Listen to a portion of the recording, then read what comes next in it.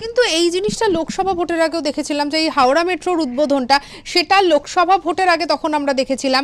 তো কোথাও একটা গিয়ে প্রত্যেকটা ভোটের আগেই কিন্তু বিজেপি বাংলার মানুষের জন্য কিছু না কিছু চমক নিয়েই আসছে। সুজয়, একেবারেই তাই।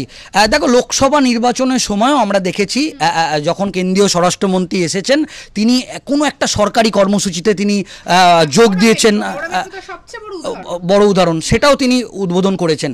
তো সেক্ষেত্রে এখন দেখার বিষয় যে আমাদের রাজ্যের মানুষ এই মুহূর্তে তাকিয়ে আছে, তারা এই যে এই পুজোর আগে এই এই বলা যেতে পারে এই মেট্রো কানেক্ট যেগুলো হয়ে যাচ্ছে, সেগুলো কিন্তু হাওড়ার সঙ্গে কলকাতার যে কানেক্ট, এই যে শিয়ালদা এবং হাওড়ার মধ্যে, এটা কিন্তু সাধারণ মানুষ যে সুবিধা পাবে এটা বলার অপেক্ষা রাখে না। এবং এটার নিয়ে এই মুহূর্তে কিন্তু বিজেপি তারা কিন্তু সোশ্যাল মিডিয়ায় প্রচার শুরু করে দিচ্ছে যে প্রধানমন্ত্রী আমাদের রাজ্যের জন্য কতটা ভাবছে এবং একাধিক উন্নয়নমূলক প্রকল্প তিনি ঝুড়ি নিয়ে এ রাজ্যে পা রাখছেন।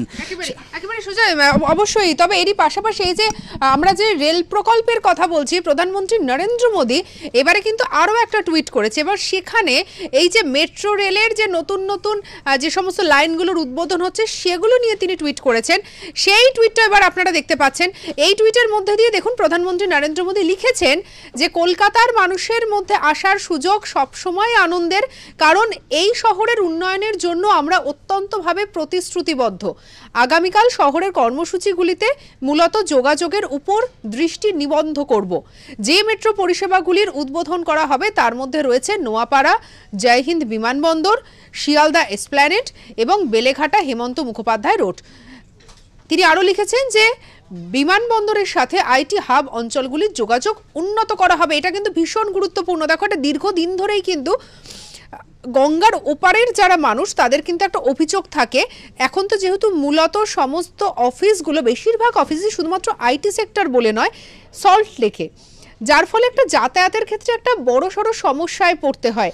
সেক্ষেত্রে এই যে মেট্রোর মাধ্যমে যে সল্টলেকের সঙ্গে যে হাওড়ার যে যোগাযোগ স্থাপন, তা কিন্তু নিঃসন্দেহে বলা যেতে পারে যে সাধারণ মানুষের জন্য ভীষণ ভীষণ সুবিধার হবে। এবং এটা কি কোথাও গিয়ে ভোট বাক্সে কি একটা প্রভাব ফেলবে, কি মনে করছো? দেখো, এটা নিয়ে বিজেপি ইতিমধ্যেই আমরা দেখছি যে এই প্রকল্পগুলোর কৃতিত্ব কার, সেটা নিয়ে আমরা দেখছি যে তৃণমূল কংগ্রেস এবং বিজেপির মধ্যে একটা দড়ি টানাটানি শুরু হয়ে গিয়েছে। কারণ দেখো, মুখ্যমন্ত্রী মমতা বন্দ্যোপাধ্যায় যখন রেলমন্ত্রী ছিলেন, সেই সময় এই ধরনের বেশ কিছু প্রকল্প তিনি তার হাত দিয়েই এই প্রকল্পগুলোর কিছুভাবে তারা কিন্তু তিনি মানে উল্লেখযোগ্যভাবে তিনি তদবির করে আমাদের রাজ্যে নিয়ে এসেছিলেন, সেটা তৃণমূল কংগ্রেস দাবি করছে। আবার ইতিমধ্যেই কংগ্রেসের পক্ষ থেকেও আমরা দেখছি যে বেশ কিছু সোশ্যাল মিডিয়ায় তারা বলছে প্রণব মুখোপাধ্যায় তিনি যখন অর্থমন্ত্রী ছিলেন, তিনিও এই আমাদের রাজ্যের এই প্রকল্পগুলোর জন্যে তিনি যখন অর্থমন্ত্রী ছিলেন, তিনিও একটা বড় ভূমিকা নিয়েছিলেন। আবার ইতিমধ্যেই আমরা দেখলাম যে বাবুল সুপ্রিয় তিনি যখন বিজেপিতে ছিলেন, তিনি যখন নগর উন্নয়ন দপ্তরের দায়িত্বে ছিলেন, তিনিও ইতিমধ্যে একটা দাবি করেছেন যে তিনি যখন মন্ত্রী ছিলেন এই প্রকল্পগুলোর জন্য তিনিও অনেকটা তদবির করেছেন, কারণ জমি জটে বিভিন্ন সময় সমস্যা দেখা দিয়েছিল। এখন দেখো, এই প্রকল্পগুলোর অবশ্যই একটা পলিটিক্যাল দিক তো আছে। প্রধানমন্ত্রী নরেন্দ্র মোদী এই প্রথম সরকারি কর্মসূচির মাধ্যমে, এবং যে টুইটটা তুমি পড়ে শোনালে, তিনি তো স্পষ্টভাবে দাবি করছেন যে রাজ্যের উন্নয়নে তিনি যে কতটা দরাজ হস্তে এই প্রকল্পগুলো সাধারণ মানুষ যাতে সুবিধা পায় সেগুলো তিনি দাবি করছেন, স্পষ্টভাবে মানে ঘুরিয়ে টুইটে দাবি করছেন। এবং তুমি আরেকটা খুব উল্লেখযোগ্য বিষয় তুমি দেখো যে পলিটিক্যালিভাবে মুখ্যমন্ত্রী মমতা বন্দ্যোপাধ্যায়কে প্রধানমন্ত্রী আমন্ত্রণ জানালেও তিনি কিন্তু কালকের সরকারি কর্মসূচিতে মুখ্যমন্ত্রী মমতা বন্দ্যোপাধ্যায় থাকছেন না। কারণ দেখো, যখন প্রধানমন্ত্রীর হাত দিয়ে উদ্বোধন হচ্ছে, তখন পাশে মুখ্যমন্ত্রী থাকা এটা একটা সাংবিধানিক প্রোটোকল। এই প্রোটোকল মেনে কিন্তু সেই রাজ্যের মুখ্যমন্ত্রীকে আমন্ত্রণ করা হয়। কিন্তু রাজনৈতিক কারণে তিনি এসআইআর সহ বিভিন্ন ইস্যুতে তিনি কিন্তু প্রধানমন্ত্রীর এই কর্মসূচি আগেই জানিয়ে দিয়েছেন তিনি যেতে পারবেন না। এখন দেখার বিষয় যে এটাকে এই প্রকল্পগুলোর মাধ্যমে এবং রাজনৈতিক তিনি যে সভা করবেন, তিনি তৃণমূল কংগ্রেসকে কিভাবে আক্রমণের নিশানা করেন এবং কি কি দাবি করেন সেদিকে তাকে। আমি তোমাকে একটা কথা একটু মনে করাতে চাই, গতকাল সন্ধ্যায় শুভেন্দু অধিকারী একটি সভা করেছেন এবং সেখানেও কিন্তু সেই সভাতেও কিন্তু সেখানেও কিন্তু তিনি বলছেন যে চিংড়িঘাটার যে জায়গাটাতে মেট্রোর যে সমস্যা, যে মুখ্যমন্ত্রী যদি দেখেন রাজ্য সরকার যদি ওই জায়গাটা ছাড়পত্র দিয়ে দেয় তাহলে ওই রুটটাও তাহলে জুড়ে যেতে পারে।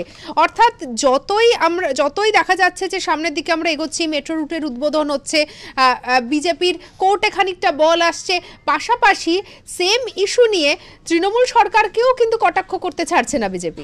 একেবারেই দেখো, এখনো পর্যন্ত আমরা যেটা দেখলাম, শ্রমিক ভট্টাচার্য কিছুক্ষণ আগেই দিল্লিতে তিনি একটি সংবাদ মাধ্যমকে বাইট দিতে গিয়ে বলেছেন যে যদি রাজ্য সরকার রেলের সঙ্গে সহযোগিতা করে আর যে পেন্ডিং যে প্রকল্পগুলো আছে সেগুলোকে রেলমন্ত্রীর সঙ্গে তিনি কথা বলে সেগুলোকে 1 বছরের মধ্যে সেই কাজ সম্পূর্ণ করার দাবি করেছেন।